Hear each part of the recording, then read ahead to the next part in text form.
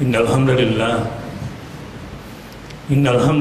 nahmaduhu wa nasta'inuhu wa nastaghfiruh wa na'udzu billahi min shururi anfusina wa min sayyiati a'malina. May yahdihillahu fala mudilla lahu wa may yudlilhu fala hadiya lahu. Asyhadu an la ilaha illallah wa asyhadu anna Muhammadar Rasulullah. Allahumma shalli ala Muhammadin wa alihi wa sahbihi ajma'in wa ba'd. Ya ayyuhalladzina amanu taqullaha haqqa tuqatih wa la tamutunna illa wa antum muslimun. Yaqulu ta'ala a'udzu billahi minasy syaithanir rajim. Idh yurikahumullahu fi manamika qalilan walau arakum katsiran lafashiltum wa latanaza'tum fil amr walakinna Allah sallam innahu alimun bidatis sudur. Sidang Jumat rahimakumullah, tema khutbah pada Jumat hari ini adalah catatan jihad dari Gaza. Alhamdulillah, bismillahi Allahu Akbar. Pada tanggal 29 November 2012, persisnya pukul 12.45, saya menginjakkan kaki saya di bumi Ribat, bumi jihad, debu yang sangat diharapkan oleh para perindu surga di Gaza bersama rombongan delegasi Indonesia. Saya bersama 15 NGO membawa tidak besar, hanya 1 juta US dollar bersama-sama untuk kita serahkan kepada Prime Minister Ismail Haniyeh, Perdana Menteri di Gaza Ismail Haniyeh, bersama rombongan Komisi 1 DPR dan 7 orang jurnalis mainstream di Indonesia kami datang. Tentu masing-masing membawa misi dan menangkap pesannya sendiri-sendiri. Misalnya, tentu misi politik yang dibawa oleh Komisi 1, misi informasi yang dibawa oleh para jurnalis, sementara di antara NGO ada yang membawa misi kemanusiaan, dan saya sebagai pribadi tentu membawa misi jihad fisabilillah. Itulah karenanya catatan masing-masing tentu berbeda yang dibawa pulang, dan hari ini berkaitan dengan khutbah Jumat saya kira relevan kalau saya berbicara tentang catatan jihad dari Gaza. Pertama, kata jihad itu sendiri yang sekarang menjadi sesuatu yang ditakutkan oleh bahkan umat Islam. Terlebih ketika Densus 88 menangkap seorang ustadz dan beberapa santri di sebuah pesantren yang sedang latihan pencak silat, lalu ada buku jihad, kemudian dituduh teroris. Ini sungguh keji. Di pesantren-pesantren kami teriakan lawan, sebab mereka bukanlah produsen kebenaran. Sebab kata jihad tidak mungkin bisa dihapuskan dari Al-Quran dan hadis. Kata jihad itu bertebaran di semua buku tafsir, kitab hadis, dan kitab fikih. Perlu diketahui bahwa ada grand design, ada isu global yang hendak menguasai dunia dengan kekuatan kufurnya. Dan cara yang paling tepat untuk mereka lakukan adalah mematikan cahaya Allah. Yuriduna liyutfi'u nurallah. Mereka hendak mematikan cahaya Allah di muka bumi. Saudara-saudara sedang Jumat rahimakumullah, kata jihad itu berarti berjuang keras untuk mendapatkan sesuatu yang dicintai oleh Allah Subhanahu wa taala. Begitu Ibnu Taimiyah mendefinisikannya. secara implementasi jihad itu bukan kekerasan. Karena jihad dalam pengertian qital yang namanya peperangan itu ada aturan mainnya di dalam Islam. Di dalam surah Al-Baqarah ayat 190 misalnya, kita diperintahkan untuk waqatilu fi sabilillah, berperanglah kamu di jalan Allah. Jelas sekali perintahnya, qital. Di sini dari dua jenis jihad, jihad bil mal dan jihad bil anfus. Jihad dengan harta awalnya, kemudian jihad dengan nyawa. Kenapa harta dulu? Ada yang lucu. Ustadz atau kiai pengecut mendefinisikan kenapa jihad harta dulu disebut baru jihad nyawa. Katanya begini, itu berarti kalau sudah jihad harta tidak perlu lagi jihad nyawa. Ini sebuah kekonyolan dalam penafsiran. Yang dimaksud dengan biasanya a'udzubillahi minasyaitonirrajim, innal ladzina amanu wa hajaru wa jahadu bi amwalihim wa anfusihim wal ladzina awaw wa nasaru ulaika ba'duhum awliya'u ba'd. Sesungguhnya orang-orang yang beriman, berhijrah, lalu berjihad dengan harta dan nyawa mereka. Ini didahulukan harta dengan nyawa, maksudnya Anda dan saya baru ringan melakukan jihad nyawa setelah berani jihad harta. Karenanya di antara mujahid yang kelas-kelas VIP adalah orang yang pergi dengan hartanya sendiri untuk menyerahkan nyawanya di jalan Allah Subhanahu wa taala.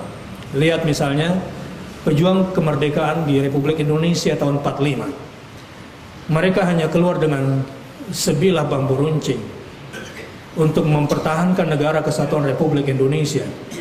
Sungguh-sungguh hendak mengorbankan nyawa dan harta, dan mereka tidak pernah berpikir gaji apa yang mereka dapat ketika mereka berada di medan berjuang. Mereka tidak pernah berpikir proyek apa yang bakal mereka dapatkan ketika mereka berada di medan tempur.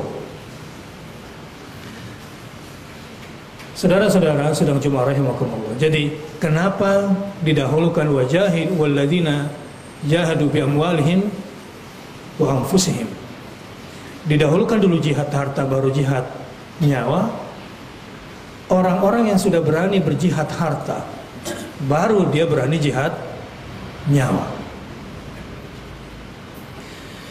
Walladzina awaw wa nasaru. Di ayat ini juga dijelaskan dan orang-orang yang memberikan perlindungan bagi orang-orang yang beriman, berjihad dan beriman, berhijrah dan berjihad, memberikan tempat tinggal, wa nasaru, melakukan munasarah, memberikan pertolongan. Ulaika ba'duhum awliya'u ba'd.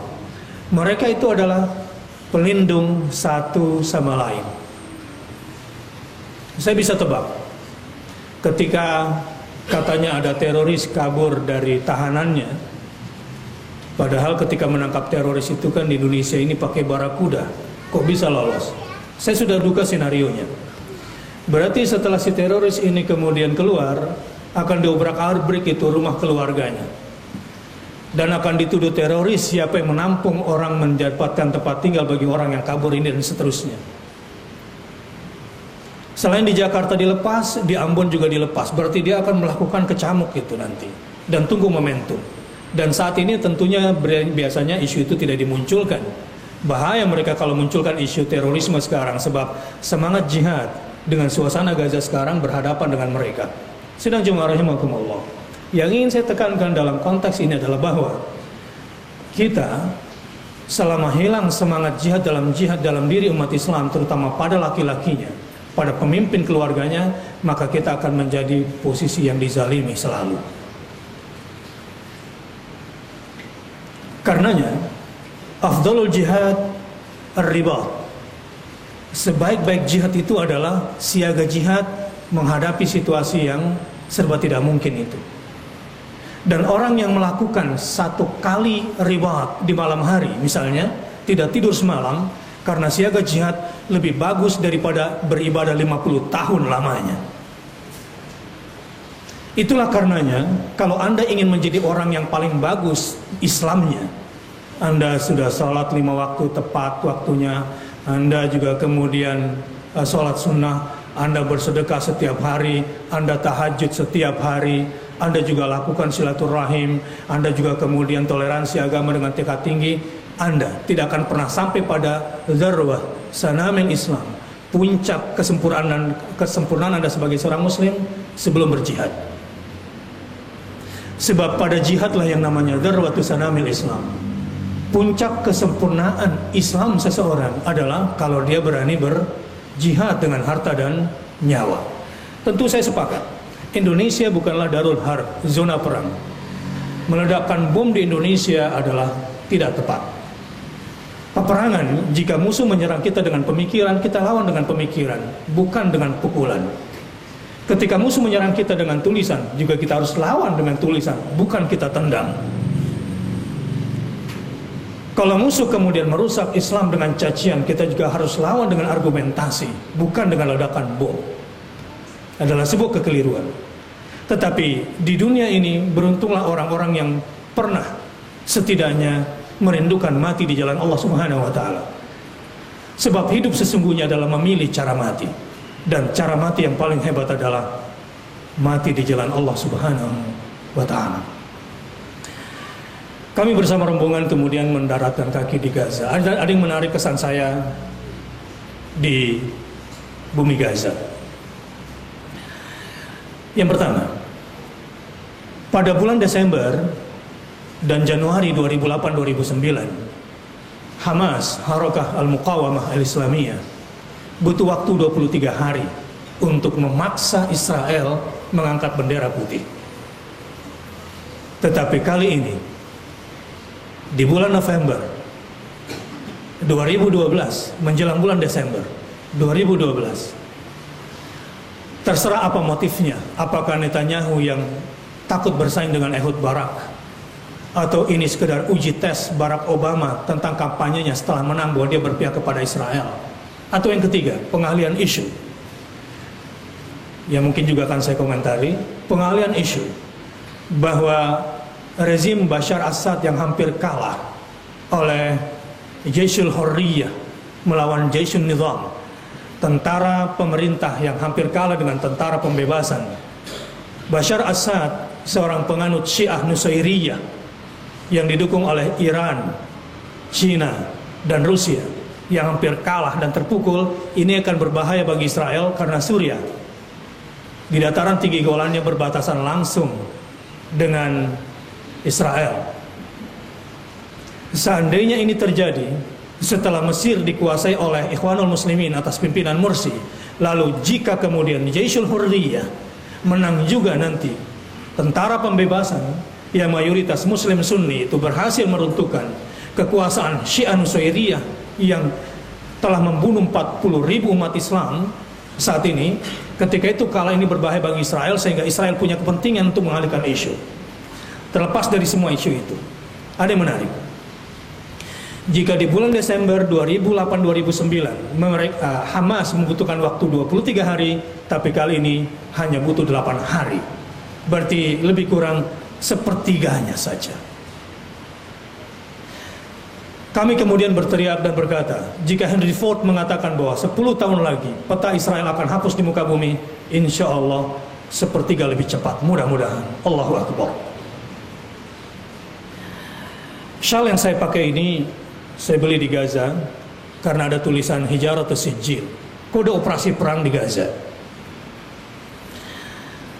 Perang kali ini di Israel menggunakan kode operasi kolom cloud, tiang awan. Saya tidak tahu apa definisinya. Di perang 2008-2009 Hamas menggunakan kode operasi Yaumul Furqan karena perang darat. Serangan darat ini Yaumul Furqan seperti perang Badar. Seperti perang Badar. Tapi pada tahun 2012 ini kode perang mereka Hijarah atau Sijil. Jadi mereka tidak pernah lepas menggunakan kode operasi itu dari Al-Quranul Karim. Saya kira militer Indonesia perlu belajar banyak ini. Dan saya juga mengusulkan agar Lemhanas coba berpikir memberikan materi yang lebih menjiwa, mengakar, bahwa kekuatan itu ukurannya bukan pada tenaga dan otot, tapi kekuatan hati dan iman. Itu yang dimiliki oleh Mujahid.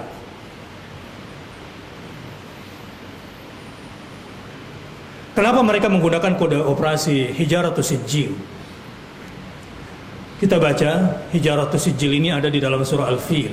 Ingat peristiwa Al-Fil, Abraha dengan pasukan bergajahnya yang melulu lantakkan perjalanan dari Yaman, dari Sana'a sampai ke Taif, itu tidak ada yang bisa menghalangi. Semua kekuatan Arab dilibasnya.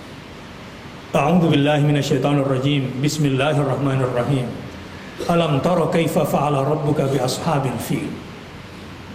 Alam yaj'al kaidahum fi tadlil wa arsala 'alaihim tayran ababil. Apa yang dilakukan oleh ababil ini? Tarmihim bihijaratin min sijil. Digambarkan dalam sunnah sahihah bahwa burung-burung ababil ini yang berwarna hitam perutnya dan berwarna putih punggung dan badannya itu membawa 3 buah batu dari neraka jahanam yang panas. 2 di cengkeramannya dan 1 di paruhnya. Setiap kali batu itu dilemparkan dari atas, maka itu tembus ke tubuh gajah dan ke tubuh tentara Abraha. Singkat cerita, Abraha seperti terserang penyakit dalam perjalanannya. Perang Al-Fil ini terjadi persis di antara Muzdalifah dengan Mina, lokasinya. Di daerah situ kisaran peperangan itu terjadi. Dan kalau datang ke haji ke sana, saya bisa menjelaskan lokasi-lokasi karena dosen pernah menjelaskan itu di lokasi. Jadi yang menarik adalah bahwa kemudian Abraha itu tidak mati di tempat. Nanti setelah dikembalikan ke kampung halamannya, maksud saya di Sana'a, baru kemudian dia mati di sana. Dan ketika itu tubuhnya seperti terserang penyakit lepra. Itu sekilas tentang Hijaratus Sijil. Hamas kali ini unik sekali, menggunakan kode operasi Hijaratus Sijil. Sekali lagi saya ingin katakan bahwa ketika segala sesuatu kita rujuk kepada Quran, kita cenderung benar dan keputusan yang kita ambil selalu tepat. Tapi jika dalam persoalan-persoalan kita tidak kembali kepada Al-Quran, maka kita akan salah memetakan persoalan dan pada akhirnya kita akan salah mengambil keputusan. Karenanya orang-orang yang selalu bertauhid itu cenderung benar dan keputusannya cenderung tepat selalu atas bimbingan hidayah Allah Subhanahu wa taala. Allahu akbar walillahil hamd. Jadi pesan saya bahwa selalulah kembali kepada Al-Quran dan As-Sunnah. Hijaratus Sijil menarik. Bermula dari seorang pemuda bernama Izzuddin Al-Qassam, kemudian dibunuh oleh Israel. Abdul Aziz Ar-Rantisi menggantikan, saat itu juga dibunuh oleh Israel. Maka setelah itu sayap militer Hamas menggunakan nama seorang pemuda yang pertama kali bisa membuat roket bernama Izzuddin Al-Qassam, yang sekarang menjadi sayap kanan barikade militernya orang Islam di Gaza. Apa itu Hijaratus Sijil? Kalau dulu adalah bebatuan yang dilempar oleh burung dari atas, maka di Gaza yang terjadi adalah roket-roket yang diluncurkan dari lorong-lorong tanah. Jadi kalau dulu di perang 2008-2009 Israel harus mencari titik-titik strategis untuk dibom, terutama gedung-gedung yang menjadi tempat persembunyian dan pelatihan Harakah Al-Muqawamah Islamiyah, kali ini Israel bingung karena harus menyerang tanah-tanah kosong. Kenapa tanah-tanah kosong? Karena dari tanah kosong itu keluar roket-roket yang tiba-tiba secara otomatis kemudian menyerang, lalu kemudian tertutup lagi. Di tempat lain lagi secara acak. Ini semua di luar dugaan. Di luar dugaan Israel karena baru tahun ini kejadian roket-roket Hamas yang sudah dibuat sejak puluhan tahun yang lalu sekarang sudah bisa mencapai Tel Aviv. Dan sudah bisa membawa bahan peledak puluhan kilogram beratnya. 5 tahun lalu saya kunjungi itu masih 30 kilogram. Sekarang itu sudah lebih berat lagi.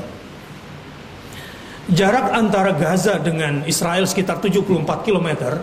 Tetapi roket yang dibuat oleh Hamas sudah bisa sampai 80 km. Tahukah Anda apa yang terjadi? Israel saat itu seperti kota mati. Orang-orangnya bersembunyi semua di bunker, dan sebagian dari mereka kemudian lari tinggalkan Tel Aviv. Sementara di Gaza, di Rafah, banyak mujahidin yang antri ingin masuk ke dalam Gaza. Ada lagi yang menarik. Tel Aviv seperti kota mati ketika diroketkan, dihujani roket. Jadi Hamas mengirimkan sekitar 1.300 roket yang dulu harganya satu roket itu sekitar 20.000 US. Jadi sekitar 200 juta angkanya. Tapi sekarang mereka bisa mereduce itu sampai sepertiganya karena mereka sudah punya pabrik sendiri. Menariknya adalah bahwa mereka tidak pernah sekolah tentang itu. Mereka tidak punya kampus yang mempelajari soal itu semua. Dari mana ini semua datang? Lihat kekuatan mujahidin. Dari mana ilmu itu mereka dapatkan? Ittaqullaha wa yu'allimukumullah. Bertakwalah kamu kepada Allah, maka Allah akan ajarkan ilmunya kepada kamu. Subhanaka la ilma lana illa ma 'allamtana innaka antal alimul hakim. Jadi kerugian besar yang dialami oleh Israel, dan pada akhirnya Netanyahu menghadapi pemberontakan besar di dalam negerinya sendiri karena selain kerugian materi yang cukup besar, meski dia sudah mendapatkan bantuan F-16 dari Amerika dan rudal-rudal yang ngejam di atas, tapi mereka tetap saja mengalami kerugian yang sangat besar. Itulah hijaratus sijil. Anak-anak di Gaza tidak ada sedikit pun rasa takut. Salah satu mahasiswa yang ada di Gaza Islamic University, satu-satunya dari Asia Tenggara, adalah santri kami dari Ar-Rahman Quranic Learning Center ini yang berpusat di Bogor sana. Saya agak terbuka membicarakan ini, tentu bermaksud untuk membagi cerita tentang ruh Indonesia ini. Kalau kita belah buminya, darah para syuhada menjadi saksi bahwa seandainya tidak ada kata jihad di Indonesia, tidak mungkin Indonesia ini merdeka. Tanpa pertolongan Allah, 3,5 abad kita tidak pernah bisa merdeka.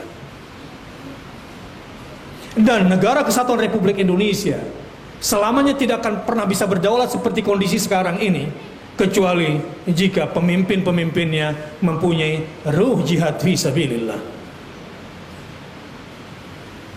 Ini yang hilang di dalam diri kita semua. Sedang jemaah rahimakumullah.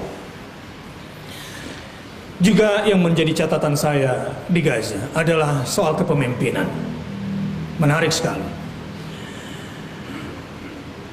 Izzuddin Al-Qassam dan pasukannya itu memilih kriteria tentara bukan dari badannya, seberapa kekar dia, bukan itu. Kriteria pertama adalah seberapa banyak Qur'annya. Anda tidak bisa bayangkan orang-orang yang menjaga di perbatasan langsung dengan Israel, yang setiap 15 menit pesawat pengintai itu menderum tanpa awak, dan bisa kita lihat dengan mata balon udara putih pengintai Israel itu, keseluruhan topografi daripada Gaza itu terlihat dari situ. Orang-orang yang menjaga di perbatasannya itu bukan orang yang kekar badannya kelihatan seperti itu, dan itu bukan jaminan, karena rekrutmen pertama adalah seberapa banyak Quran yang ada di dalam hatinya. Dan yang kedua adalah seberapa kuat dia qiyamul lail dan sholat subuh berjamaahnya. Itu yang menjadi kriteria rekrutmen mereka. Karena pada orang-orang seperti ini akan datang pertolongan Allah Subhanahu wa taala dan hilang rasa takut kepada mereka. Ada banyak yang ingin saya sampaikan, tetapi saya ingin sampaikan satu hal penting tentang kepemimpinan di sana. Saya berada di rumah Perdana Menteri Ismail Haniah, dan saya menyaksikan langsung bagaimana beliau menjadi imam di hadapan para ajudannya. Tinggal di sebuah rumah kalangan pengungsi, sangat sederhana. Walau 270 juta dolar datang bantuan, itu jutaan dolar menggelontor selalu ke Gaza. Kesederhanaan kepemimpinan tetap dijaga. Dan yang menarik adalah betapa merdunya suara sang presiden, sang Perdana Menteri, dan betapa khusyuknya beliau dalam sholat, dalam memimpin. Jadi bukan dunia yang menjadi tujuannya. Beliau tinggal bersama rakyatnya. Anda kalau datang ke rumahnya, Anda tidak akan pernah mengira bahwa inilah rumah sang Perdana Menteri. Lihat, media seluruh dunia mungkin mengekor kepada Barat dan Amerika yang mengatakan bahwa mujahid yang ada di dalam Gaza adalah teroris. Terserah apa kata dunia, tapi jutaan dolar senantiasa menggelontor ke sana dan mereka tidak kekurangan. Dan yang menarik lagi, tidak ada rasa takut pada mereka. Usai roket jatuh, anak-anak langsung keluar mengambil serpihan. Dan banyak mujahidin itu mendapatkan keanehan. Rudal-rudal Israel yang datang menancap ke tanah itu seringkali tidak meledak. Dan itu kemudian menjadi mainan atas izin Allah Subhanahu wa ta'ala. Walau anak-anak di sana sudah tahu, biasanya Israel mengirimkan roket kecil dulu, kemudian meledak, anak-anak dan orang tua berkumpul, lalu dikirimkan ke tempat yang sama roket yang lebih besar, sehingga mati semua, dan kemudian mereka sudah paham situasi itu. Begitu kejinya cara perang mereka. Sidang jemaah rahimakumullah, sebagai penutup saya dikatakan bahwa meski sudah terjadi gencatan senjata, meski Palestina sudah diakui sebagai negara observer tetap di PBB, never ending war, peperangan ini tidak pernah selesai sampai turunnya Imam Mahdi. Dan saya ingin bantu Anda semua yang ada di sini membaca peta zaman. A'udzubillahi minasyaitonirrajim. Wattini wazzaitun. Demi buah tin yang banyak tumbuh di Damaskus di Suriah, dan demi buah zaitun yang mayoritas tumbuh di Palestina, adalah satu kesatuan yang tidak pernah terpisahkan. Apa yang terjadi di Damaskus dan Suriah adalah sebuah fenomena yang digambarkan dalam hadis Nabi SAW, bahwa pasca hancurnya Baghdad kedua, bukan Iran yang diserang, tapi Syam Saghir. Syam kecil itu adalah Damaskus itu. Dan ini adalah sebuah rantai peperangan akhir zaman sebelum turunnya Imam Mahdi sampai ke Palestina. Tapi saya tidak tahu berapa ratus tahun lagi itu akan terjadi. Tidak ada yang bisa menentukannya. Dan saya juga tidak ingin terpengaruh dengan gerakan Mahdiisme yang sekarang dimotori oleh Syiah dan Iran. Dan sedikit saya berikan komentar bahwa memang ada rudal Fajar 5, Fajar 3 yang dikirimkan ke Gaza. Tapi hubungan Hamas dengan Iran hanya sebatas hubungan bantuan dan tidak ada hubungan ideologi. Dan ada sedikit memang Syiah juga di dalam tubuh Gaza bernama Jihad Islami, tapi mereka tidak begitu besar. Yang mengendalikan keamanan sepenuhnya adalah Hamas. Sidang jemaah rahimakumullah, kesimpulannya, kalau ingin menjadi orang yang sempurna dalam berislam, tidak akan pernah Anda dapatkan kecuali merindukan jihad bil mal dan jihad bil anfus. Yang kedua, saya ingin tekankan, negara kesatuan Republik Indonesia akan selamanya tegak jika para pemimpinnya dan rakyatnya senantiasa konsisten kepada Al-Quran dan As-Sunnah, berpegang kepada tauhid dan tidak takut mendengar kata jihad. Barakallahu li wa lakum fil Qur'anil Karim, wa nafa'ani wa iyyakum bima fihi minal ayat wa dzikril hakim, wa taqabbala minni wa minkum tilawatahu innahu huwal ghafurur rahim.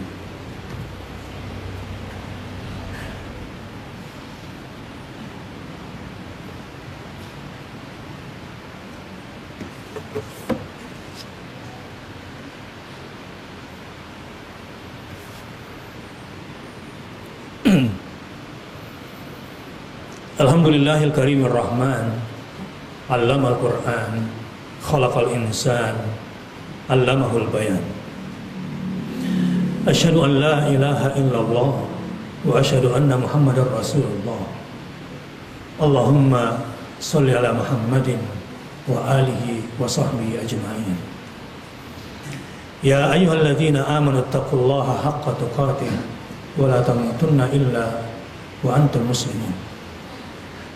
Jihad tidak mempercepat kematian. Jihad harta tidak akan pernah memiskinkan seseorang. Sebaliknya, tidak jihad bukan berarti umurnya panjang. Dan takut jihad harta adalah orang yang kehilangan momentum besar untuk mendapatkan balasan rezeki dari Allah Subhanahu wa ta'ala. Karenanya, kalau ingin menjadi pribadi orang yang punya jiwa jihad, harus konsisten dengan prinsip dan cita-cita. Jika hidup adalah memilih mati, maka pilih mati enak atau mati enak sekali. Walau semua kematian itu adalah menyakitkan, bahwa kematian yang paling indah adalah mati di jalan Allah Subhanahu wa ta'ala. Dan prinsip orang-orang hidup dalam jihad adalah Allahumma ktubna ala syahada fi sabilik. Allah, aku tidak mau mati seperti daun-daun kering yang hanya menjadi kompos bagi tanah. Ya Allah, takdirkan aku, kalau aku pasti mati, matikanlah aku di jalanmu ya Allah. Orang-orang yang pernah bercita-cita seperti itu adalah orang-orang berjiwa mulia. Orang-orang yang menyiapkan perbekalan bagi orang-orang yang berjihad di jalan Allah, maka dia juga sedang dianggap sedang berjihad di jalan Allah Subhanahu wa taala. Man jahaza ghaziyan faqad ghaza. Orang-orang yang membekali orang-orang berjihad juga berarti sedang berjihad di jalan Allah Subhanahu wa taala.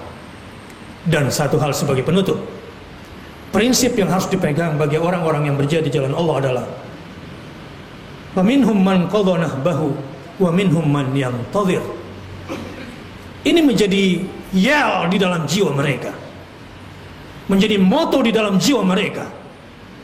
Jika melihat saudara mati di jalan Allah, maka dia menunggu giliran. Kapan giliran saya ya Allah?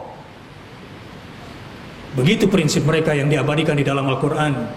Jika ingin menjadi muslim yang sampai pada puncak keislamannya, saudara-saudara, kita di dunia ini hidup cuma sekali, mati pun cuma sekali.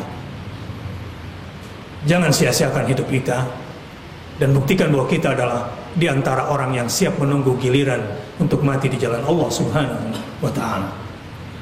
Inna Allaha wa malaikatahu yusalluna 'alan nabi ya ayyuhalladzina amanu sallu 'alaihi wa sallimu taslima. Allahumma salli ala Muhammad wa ala ali Muhammad wa ala sahabati ajma'in wa ala tabi'in wa tabi'it tabi'ina lahum bi ihsanin ila yaumiddin warhamna ma'ahum birahmatika ya arhamar rahimin. Allahumma ighfir lil muslimina wal muslimat wal mu'minina wal mu'minat al ahya'i minhum wal amwat innaka sami'un qaribun mujibud da'wat ya qadiyal hajat. Allahumma ighfir lil muslimina wal muslimat wal mu'minina wal mu'minat al ahya'i minhum wal amwat innaka sami'un qaribun mujibud da'wat ya qadiyal hajat. Rabbana zalamna anfusana wa illam taghfir lana wa tarhamna lanakunanna minal khasirin. Allahumma inna nas'aluka ridhaka wal jannah wa na'udzubika min sakhatika wan nar. Allahumma aktubna 'ala ash-shahada fi sabilik. Allahumma aktubna 'ala ash-shahada fi sabilik. Allahumma aktubna 'ala ash-shahada fi sabilik. Allahumma a'izzal Islam wal muslimin wa ahlikil kafarata wal musyrikin a'da'aka a'da'ad din. Allahumma ansur man nasarad din wa khudhul man khadhalal muslimin. Allahumma ansuril mujahidin fi kulli makan. Rabbana hab lana min azwajina wa dhurriyyatina qurrata a'yun waj'alna lil muttaqina imama. Rabbana taqabbal minna innaka antas samiul alim wa tub alaina innaka antat tawwabur rahim. Rabbana atina fid dunya hasanah wa fil akhirati hasanah wa qina adzaban nar. Ibadallah, innallaha ya'muru bil 'adli wal ihsan wa ita'i dzil qurba wa yanha 'anil fahsya'i wal munkari wal baghi ya'idukum la'allakum tadhakkarun. Fadhkurullahal 'azima yadhkurukum washkuruhu 'ala ni'ami yazidkum wa la dzikrullahi akbar wallahu ya'lamu ma tasna'un.